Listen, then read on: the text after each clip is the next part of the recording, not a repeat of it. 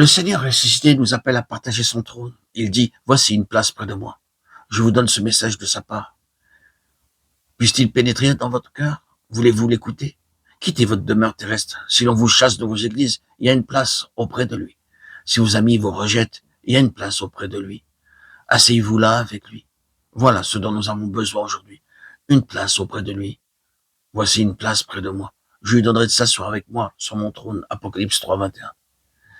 Ils combattront contre l'agneau, et l'agneau les vaincra, et ceux qui sont avec lui vaincront. Apocalypse 17, 4. Mais ils sont appelés, élus, fidèles. Tout dépend donc si vous êtes fidèle. Il faut être fidèle. Ce n'est pas le succès qu'il nous demande, mais c'est d'être fidèle. Vous n'êtes pas appelé à réussir. Le livre de l'Apocalypse, c'est un livre de guerre. Partout, nous y voyons la guerre. La guerre contre les deux témoins qui, en apparence, furent vaincus et dont les corps furent laissés dans les rues de la cité pendant 3 jours et demi. Alors que tous les habitants de la terre se réjouissaient parce qu'ils pensaient être débarrassés d'eux. Cependant, l'heure vint où les deux témoins montèrent au ciel à la vue de leur ennemi. C'est la guerre contre l'agneau, guerre contre l'Église. Lisez et relisez le livre de l'Apocalypse, vous comprendrez le secret de la victoire.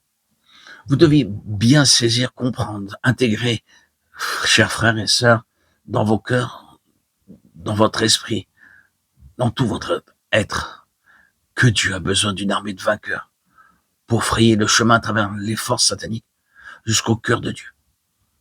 Et à mesure qu'elles avancent, elles frayent le chemin à d'autres qui les suivront. Chers amis, auditeurs, auditrices, voulons-nous être de ces vainqueurs qui cherchent ainsi à frayer le chemin expérimentalement pour arriver à cette place avec Christ en Dieu, où ils sont déjà de fait? Le but du diable est de nous retenir dans la sphère terrestre, essayant d'occuper nos pensées des effets visibles, au lieu de nous occuper des causes invisibles. Il nous pousse à essayer par nos propres forces de mettre de l'ordre dans les choses de ce monde et dans l'église endormie, aveuglée par Satan, au lieu de comprendre que dans la guerre spirituelle, le vrai moyen d'action, c'est l'union avec Christ bien au-dessus de tout, pour maintenir là sa victoire jusqu'à ce que nous le voyions délivrer les âmes. Si nous savions faire cela pour les églises, si nous savions frayer le chemin par l'esprit jusqu'au lieu céleste et nous maintenir dans cette place de victoire et voir le Seigneur libérer les âmes, quel changement y aurait-il? Quel progrès nous verrions se réaliser rapidement. N'essayez pas de mettre le casque du salut s'il y a encore des dards enflammés dans votre intelligence. Il est écrit, les dards enflammés du malin ont été forgés en enfer et ont à leur extrémité une petite étincelle de feu venant de l'abîme qui enflamme l'intelligence et la rend incapable de recevoir la vérité. Des dards enflammés, par exemple, contre cet ami avec lequel vous travaillez depuis des années. C'est peut-être une pensée de jalousie qui colore à vos yeux subitement tout ce qu'il fait. Voilà ce qui arrive parmi les enfants de Dieu. Satan fait son travail, il fait son job, et il continue à lancer des avalanches de ces dards enflammés au milieu des âmes les plus avancées des enfants de Dieu. Il leur faut donc lever le bouclier de la foi contre ces dards,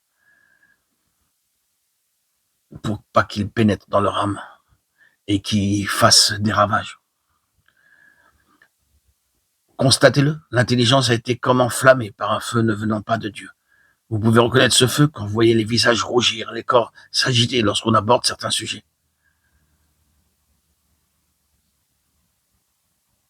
Frères et sœurs, chers amis, veillez donc pour discerner dans votre cœur, dans votre esprit, par votre intelligence, ce qui est de Dieu et ce qui est de l'ennemi, de Satan, qui ne désire que votre perte. Lisez et relisez le livre de l'Apocalypse, qui est un livre de guerre, et apprenez à discerner ce qui est des dards enflammés de Satan et de ce qui est de la paix de Christ. Frères et sœurs, il y a une clé simple.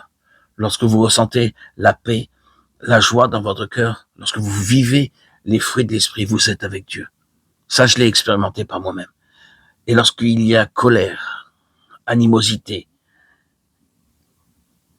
division, ce n'est que les fruits de Satan. Là, prenez garde. Revenez à Dieu, confessez-vous à lui. Agenouillez-vous devant le Seigneur, demandez-lui pardon pour avoir permis à votre cœur de recevoir et de vous nourrir de ces pensées négatives, le mal s'en ira de lui-même. Je l'ai aussi expérimenté. Ayez une foi enfantine et continuez votre chemin avec la joie dans le cœur, que Christ est toujours à votre côté. Il est en vous, il est en moi, il est dans tous les enfants de Dieu par son esprit. Il nous anime, nous rend vivants. Et cela n'est pas nécessaire que je vous l'exprime, vous le savez vous-même. Vous-même, frères et sœurs en Christ, vous l'avez expérimenté par son esprit que vous avez reçu. Gloire à Dieu.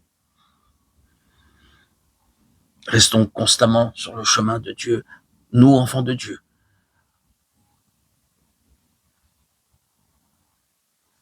C'est une joie, rien que d'entendre ce nom que nous avons reçu.